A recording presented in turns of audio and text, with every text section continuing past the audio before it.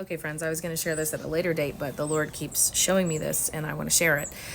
So go to 2 Kings 15. Azariah is the new king of Judah. And it says he started ruling when he was 16. He ruled for 24 years. And he did what was right in the sight of the Lord. And all that his father has done, except, this is verse 4, the high places were not removed, and people still sacrificed and burned incense on the high places. So the children of Israel, this is years after God had already given all the instructions of what they should and shouldn't do. They worshiped the Lord, or they knew about him, but they also had pagan worship. And they were going to the high places, and they were burning incense and sacrificing and worshiping idol gods. And that was not supposed to be happening. King Azariah, being the main man in Judah, he's the head guy, he should have tore those down.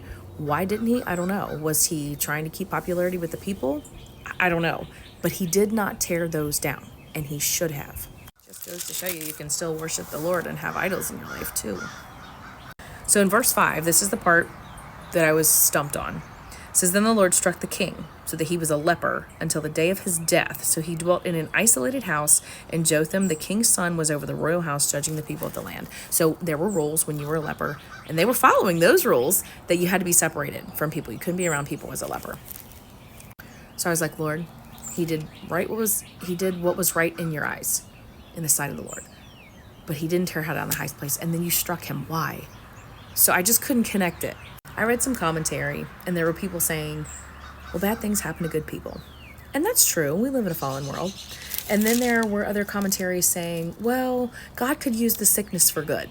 And maybe he did that because it was better for him to be isolated. He could focus on his reign instead of focusing on other things that kings have to do when they're in the spotlight, since he was isolated. And I thought, okay, but it just wasn't hitting. There was something missing. And I was like, Lord, what am I missing here? Why did you strike him? So immediately it popped in my spirit that God was just keeping his end of the covenant, his end of the deal. He was keeping it. He did what he said he would do.